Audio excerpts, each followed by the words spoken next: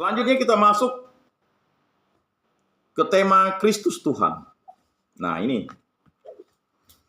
pada masa Prapaskah ini kita merefleksikan atau retret agung kita ini kita arahkan kepada kehendak Tuhan, yaitu Kristus Tuhan. Sabda sudah menjadi manusia, Sabda sudah menjadi daging. Itulah kehendak Tuhan. Dialah Kristus Tuhan. Maka dalam syahadat para rasul itu kan, aku percaya akan Allah, lalu nanti ada aku percaya akan Yesus Kristus, putranya yang tunggal, Tuhan kita. Jadi putra Allah itu tunggal, Tuhan kita. Aku dan Bapa adalah satu. Di situ dijelaskan bahwa Tuhan itu tunggal esa. Tetapi untuk melambangkan Allah yang menjadi manusia, dialah putranya yang tunggal. Supaya pemahaman itu menjadi nyata, relevan, dan signifikan bagi manusia. Ya. Konsili Nikea menyatakan sebagai dogma iman kita, kalimat yang kita ucap dalam simbolum itu. Lalu memasukkannya ke dalam kredo panjang yang biasanya kita ucap di waktu misa dengan perkataan akan satu Tuhan. Maka disebut Allah Tritunggal, yang Maha Kudus, yang Maha Esa. Akan satu Tuhan. Jadi kalau sebagai orang Kristiani tidak percaya Yesus sebagai Tuhan, sia-sialah imannya. Jadi bagi kita, Yesus Kristus itu adalah Tuhan. Harus tegas jawabnya. Ini ditanya orang yang bukan pengikut Kristus jadi bingung gitu jawab. Ya. Akan satu Tuhan Yesus Kristus, putranya yang tunggal. Jelas. Kata putra itu mengacu Bapa dan aku adalah satu. Ya, putra itu menyimbolkan bahwa Allah itu menjadi manusia. Ya. Jadi Tuhan Yesus itu adalah sungguh-sungguh manusia dan sungguh-sungguh Allah. Karena firman menjadi manusia. Konsili itu tidak bermaksud menyatakan suatu wahyu yang baru yang tidak terdapat dalam kitab suci. Jadi konsili-konsili yang ada di gereja ya, itu sebenarnya tidak ingin membuat wahyu baru, tetapi wahyu itu memang sudah terdapat dalam kitab suci. Konsili menjelaskan apa yang dibacanya dalam kitab suci tentang Yesus Kristus. Kitab suci dengan sebutan Kristus Tuhan, kurios, ya, tetap bermaksud bahwa dalam arti yang penuh gelar itu berlaku bagi Yesus yang sesudah bangkit, ditinggikan, dan hidup di dalam kemuliaan. Yesus yang historis, yang dilahirkan dan hidup di Palestina. Jadi ada Yesus yang historis, Yesus yang menyejarah, dan Yesus itu benar-benar ada. Dokumennya resmi ada, bahwa Yesus sebagai manusia itu ada, dan dia dihukum salib itu ada dokumennya, jelas. Dan dia ikut cacah jiwa, jelas. Ya. Jadi ada catatan-catatan sejarahnya yang dilahirkan dan hidup di Palestina, lalu dibunuh di salib. Dibunuh di salib adalah kurios. Menurut pewartaan Santo Petrus dalam Kisah Para Rasul bab 2 ayat 36, Allah telah membuat Yesus yang kamu salibkan itu menjadi Tuhan, kurios, dan Kristus Mesias. Ya. Allah telah membuat Yesus yang kamu salibkan itu menjadi Tuhan, kurios, dan Kristus Mesias. Jadi siapa yang bisa membuat Yesus itu Tuhan? Ia Tuhan sendiri, karena Yesus itu Tuhan. Jadi penjelasan tentang ayat ini memang kalau tidak dipahami secara makna yang dalam, tidak dibaptis dalam nama Bapa dan Putra dan Roh Kudus, orang tak akan mengerti Yesus itu Tuhan. Tetapi ketika kita mau percaya bahwa Yesus itu Tuhan dan kita dibaptis dalam nama Bapa dan Putra dan Roh Kudus, kita akan selalu percaya bahwa Yesus itu adalah Tuhan. Bagi orang yang tidak percaya Yesus itu Tuhan, ya silakan saja. Karena memang dia tidak dibaptis. Atau setelah dibaptis, dia tidak bertumbuh, tak memiliki harapan. Dia keluar menjadi pengikut Kristus. Dan bahkan menjadi anti-Kristus. Mencela Kristus, itu memang sudah dinubuatkan. Mengapa dia terus mencela Yesus? Karena memang dalam hidupnya tidak ada yang namanya rasa damai, sukacita. Yang ada dalamnya adalah, ya kan, dendam, iri hati, kesombongan. Dan itu akan dimanipulasi oleh iblis terus-menerus. Sampai akhirnya dia bisa insaf dan sadar. Bisa tidak? Bisa. Tetapi bagaimana dia bisa insaf dan sadar? Itu karena kehendak Allah. Kalau dia melawan kehendak Allah, dia tidak akan bisa insaf dan sadar. Ya, Allah itu kan seperti bapa yang menunggu anaknya. Jadi kan ada cerita tentang pertobatan anak yang hilang. Ya kan? Jadi kita itu dilambangkan seperti dua anak. Ya. Jadi pertobatan itu dilambangkan seperti anak yang hilang. Jadi kita ini kan seperti dibaptis lalu menghamburkan harta bapa kita. Kita berpoya-poya, ya kan? Itu artinya kita tidak memuliakan, ya. Kita tidak mau bertobat.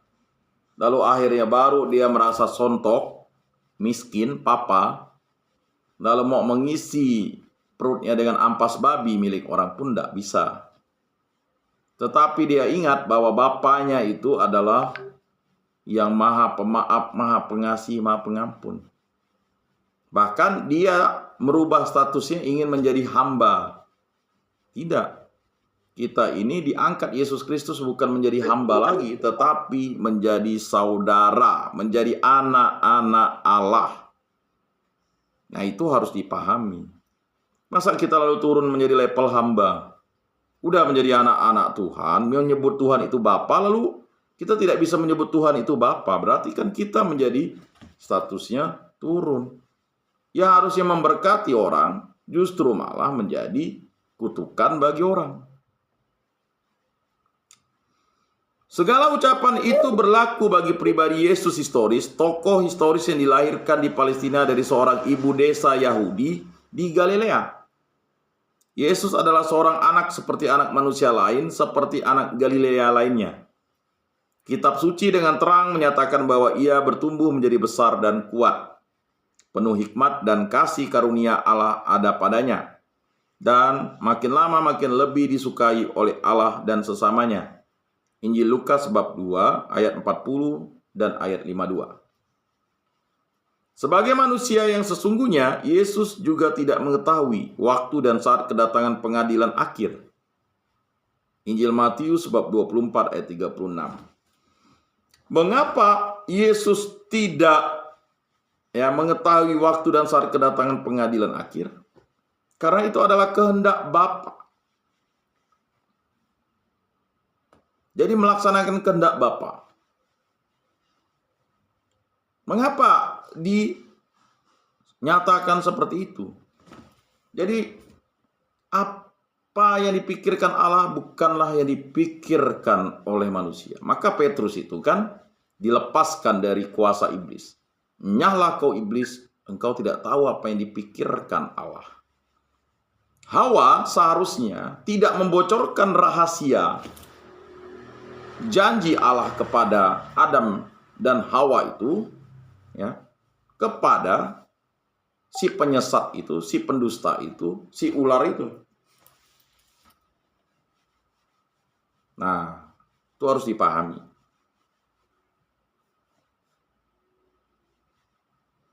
Sebagai manusia yang sesungguhnya, Yesus merasa payah, lapar dan haus, dan menderita sakit, merasa takut, gemetar, merasa gembira dan berduka cita, menjadi marah dan gusar.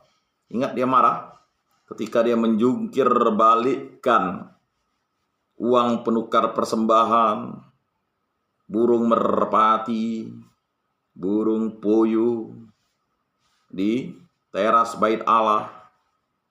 Ya, demi untuk cari rezeki, bukan orang memuliakan Tuhan. Ya. Malah menekan orang. Ya, untuk persembahan sekian. Akhirnya Yesus menjungkir balikan itu, ya kan? Dia marah. Marah karena dia adalah manusia. Siapa bilang Yesus tidak marah? Marah. Dia terharu kalau orang berbuat baik terhadapnya. Kecewa kalau tidak diindahkan. Menaruh simpati terhadap orang-orang tertentu, seperti terhadap Lazarus, Marta, Maria, Yohanes. Ya, ketika Yohanes dipenggal, dia merasa sedih karena sepupunya itu, ya kan, kepalanya ditaruh di atas nampan karena kejaliman, durhakanya Herodias dan ya Herodes. Nah, ini. Ia adalah manusia yang memiliki semua perasaan sebagaimana yang dimiliki manusia lainnya. Nah, di sini kita mengerti bahwa kesadaran Yesus berkembang juga. Kita tahu bahwa pengetahuannya berkembang. Ia makin lama makin pintar mengetahui tentang dunia, sesama manusia, dan tentang dirinya. Jadi proses pribadi manusia Yesus itu adalah proses manusia yang sama seperti kita. Tumbuh berkembang, tidak simsalabim, adrakadabra, tidak begitu. Mengapa harus terjadi seperti itu? Karena memang Allah yang menghendakinya, Bapa di surga.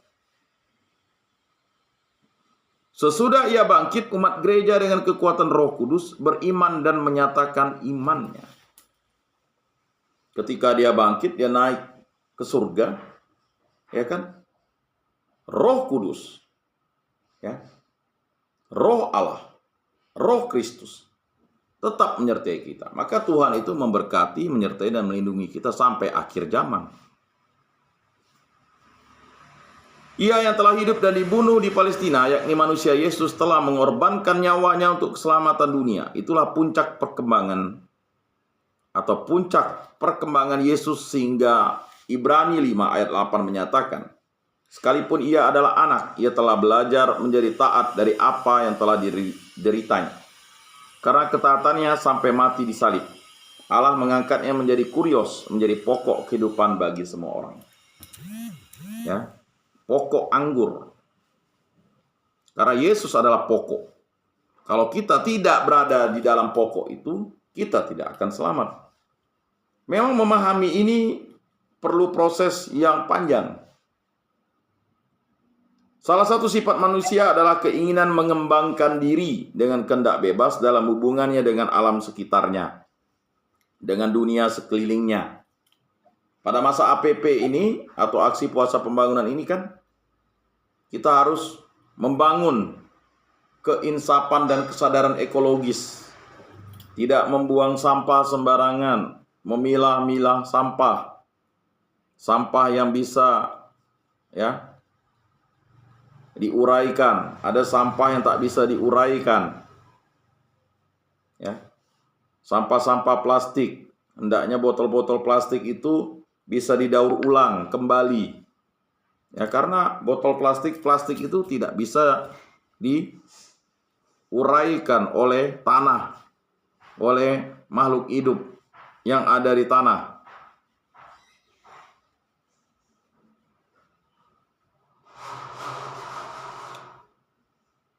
Ia yang telah hidup dan dibunuh di Palestina, yakni manusia Yesus, telah mengorbankan nyawanya untuk keselamatan dunia. Itu. Salah satu sifat manusia adalah keinginan mengembangkan diri dengan kehendak bebas dalam hubungannya dengan alam sekitarnya, dengan dunia sekelilingnya.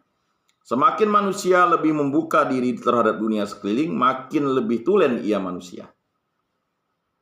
Makin lebih manusia membuka diri terhadap Allah, makin lebih tulen ia menjadi manusia. Kita harus inklusif, terbuka, bukan eksklusif. Eksklusif itu jadi tertutup, hanya untuk kelompoknya saja. Tapi inklusif. Semua itu tidak terjadi sekaligus, melainkan dalam suatu proses, dalam suatu perkembangan. Hal itu berlaku juga bagi Yesus. Kodrat Yesus sebagai manusia yang sesungguhnya tidak boleh dianggap sebagai Allah yang datang dari atas dan berjalan dalam badan dan jiwa manusia di antara kita. Yesus dalam kitab suci disebut Sabda Allah dan Putra Allah. Ya. Maka Injil Yohanes itu kan jelas menegaskan. Ya. Pada mulanya adalah firman. Firman itu bersama-sama dengan Allah dan firman itu adalah Allah. Istilah ini berarti pernyataan lengkap dari Allah. Allah menyatakan diri secara lengkap dan sempurna di dalam manusia Yesus. Sebab itu Yesus menjawab kepada Filipus yang memohon, "Tuhan, tunjukkanlah Bapa kepada kami." Filipus, barang siapa telah melihat aku, ia telah melihat Bapa. Injil Yohanes bab 14 ayat 8-9. Luar biasa. Dalam diri Yesus, Allah bersabda, Allah bertindak, Allah memenuhi manusia. Orang yang menemui Yesus, menemui Allah, dan dengan sendirinya diselamatkan atau diadili, bila ia menerima atau menolak Yesus. Jadi kita diadili itu. Ketika kita nanti menuju rumah Bapa di surga, kan kita diadili oleh Yesus. Ya. Jadi pengadilannya jelas. Menerima atau menolak Yesus. Itulah iman yang dinyatakan rasul-rasul. Dalam diri Yesus telah tampak oleh mereka Allah sendiri. Mereka berkhotbah, Allah mendamaikan dunia dengan dirinya oleh Kristus. Surat Rasul Paulus yang kedua kepada jemaat di Korintus bab 5 ayat 19. Yesus sendiri bersabda, "Kalau aku menuntut sesuatu bagi diriku sendiri, jangan percaya kepadaku."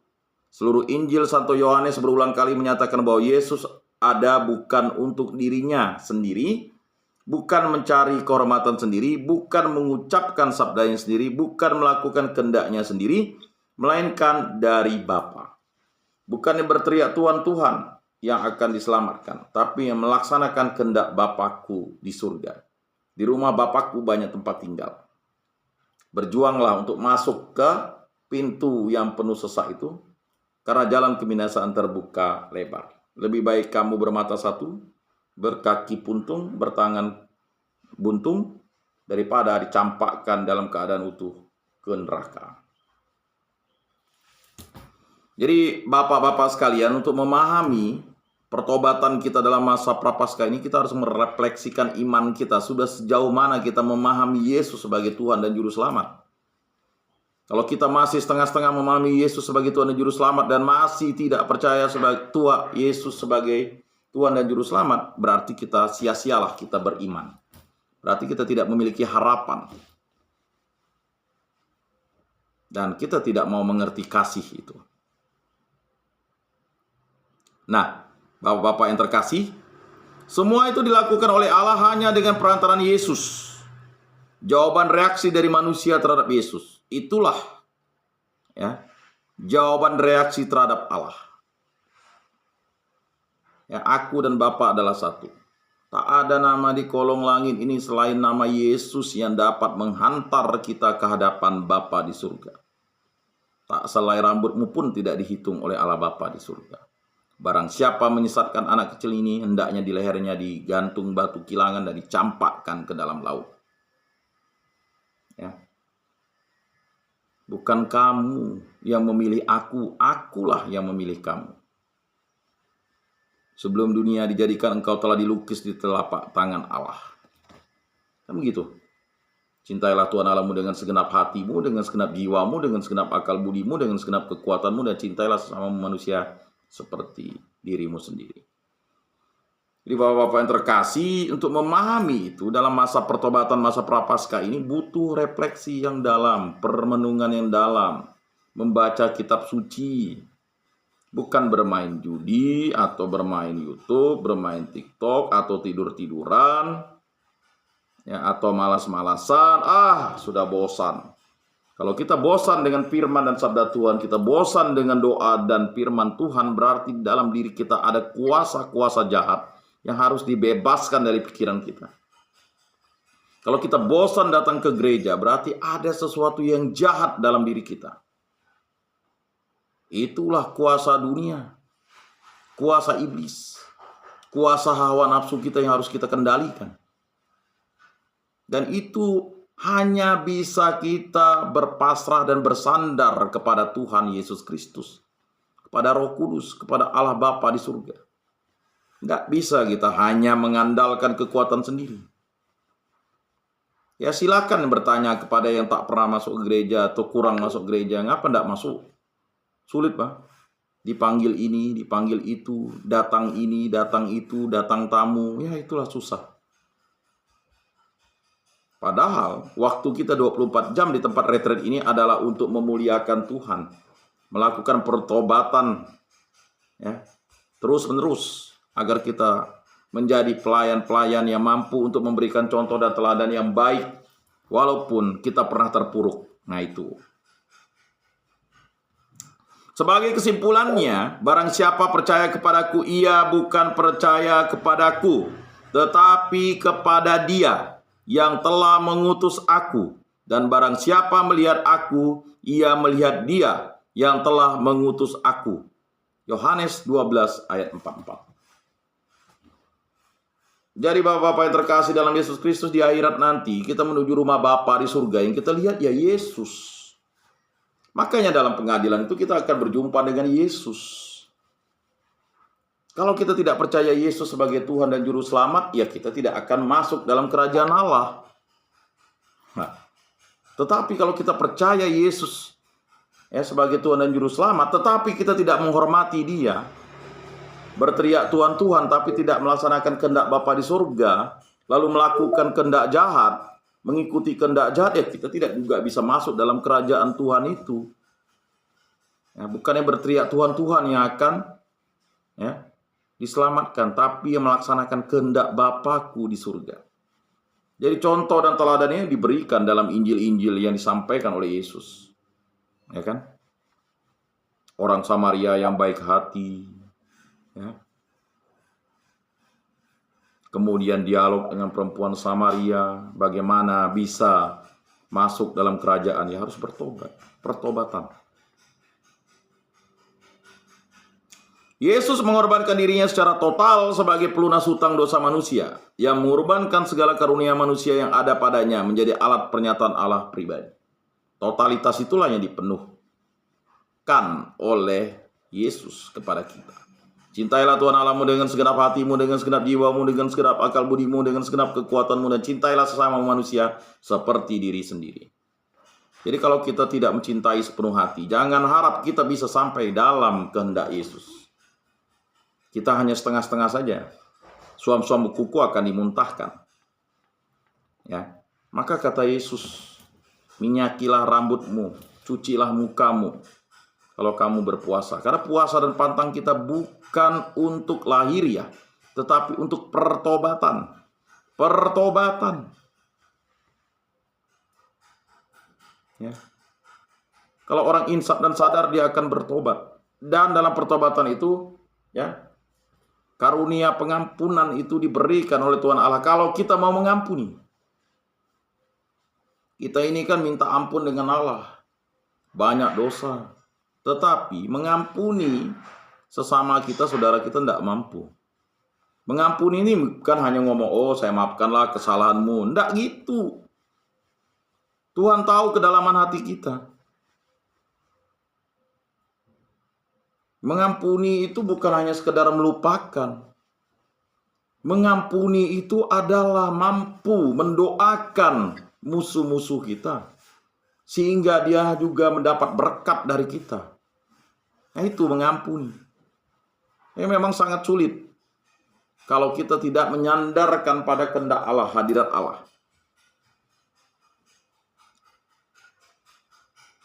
Jadi Yesus mengorbankan dirinya secara total sebagai pelunas utang dosa manusia, yang mengorbankan segala karunia manusia yang ada padanya menjadi pernyataan Allah pribadi. Pengorbanan diri itu memuncak ketika ia menyerahkan nyawanya untuk kita disalib. Disitulah ia menjadi pernyataan Allah yang paling jelas. Allah adalah cinta kasih. Deus Caritas Est. Ya. Allah adalah cinta kasih. Sebab itu Santo Paulus tidak mengenal lain Kristus, bahkan Kristus yang tersalib, yang adalah kekuatan dan kebijaksanaan Allah. Surat Rasul Paulus yang pertama kepada jemaat di Korintus bab 1 ayat 3. Justru dalam cinta kasih yang total sampai penghabisan. Injil Yohanes bab 13 ayat 11, Yesus bersatu dengan Allah sehingga dapat dikatakannya aku dan Bapa adalah satu. Injil Yohanes bab 10 ayat 30, dan Bapa di dalam aku dan aku di dalam Bapa. Yohanes bab 10 ayat 38. Jadi Injil Yohanes ini ingin menjelaskan bahwa bagaimana ya Bapa dan Yesus adalah satu. Dialah Roh Kudus. Kitab suci memuat pewartaan rasul-rasul dan iman umat perdana, yaitu dialah Kurios, penguasa di atas segala ciptaan yang duduk di sebelah kanan Bapa. Karena ia telah mengosongkan diri di dalam kehidupannya. Ia mengorbankan segala sesuatu yang ada padanya untuk menjadi cermin kaca cinta kasih Allah untuk semua orang. Kemuliaannya baru sudah tampak oleh kitab suci dalam kehidupannya di bumi. Sejak awalnya di bumi, Yesus dijadikan Allah putranya. Sabdanya, sejak permulaan kemuliaan Allah mendapat bentuknya di dalam Yesus untuk berkembang sampai segala kepenuhan Allah berdiam di dalamnya. Jadi Bapak-Bapak yang terkasih dalam Yesus Kristus, pada masa pertobatan ini kita dimampukan untuk ada di hadirat Allah, dipenuhkan untuk bertobat dan saling membantu untuk menguatkan kawan-kawan. Ya, ini puji Tuhan yang hadir pada hari ini sudah bertambah jumlahnya. Biasanya yang hadir pada hari ini karena ada kebetulan Rabu itu ada jengukan dari keluarganya sedikit, tetapi yang ini puji Tuhan. Mengapa? Karena kita bukan menyandarkan diri pada kehendak pribadi, tapi menyandarkan diri kepada kehendak Allah. Kita bawa dalam doa. Doa. Tuhan itu hanya sejauh doa. Apakah kita sudah berdoa? Apakah kita sudah memenuhi hati kita dengan kehendak Allah? Jawabannya ada pada diri kita sendiri. Apakah kita mau melayani? Apakah kita mau mengabdi Allah? Jawabannya ada pada diri kita sendiri. Kehendak Allah itu terjadi kalau kita mau melayani. Maka sebagai orang Kristen itu kan ada 5 tugas yang kita harus lakukan. Pengudusan, liturgia, kan? Pewartaan, kerigma, koinonia, persekutuan, diakonia, pelayanan, dan martiria, kesaksian iman. Jadi kalau kita ingin berkembang, kembangkanlah 5 tugas kita itu yang diberikan oleh Allah, karena kita dibaptis itu dalam nama Bapa dan Putra dan Roh Kudus menjadi imam, nabi, dan raja.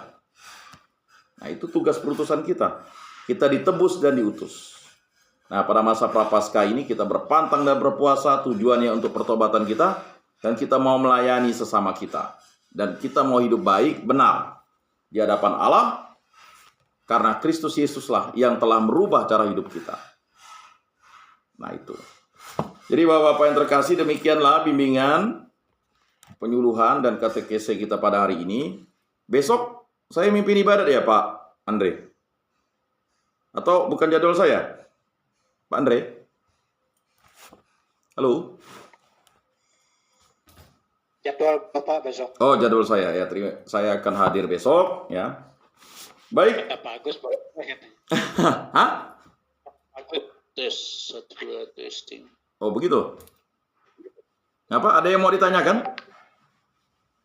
Gurau, Pak. Oh. Terima kasih Pak Yakobus. Ya, Luar baik. biasa kena aku nih.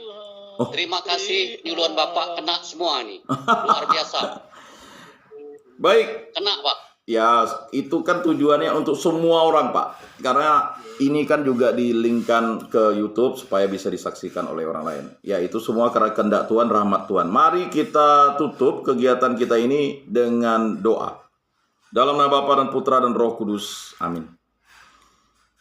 Allah Tritunggal yang Maha Kudus, kami bersyukur di hadirat-Mu karena pada masa Prapaskah ini Engkau memberikan firman dan sabda-Mu untuk kami renungkan.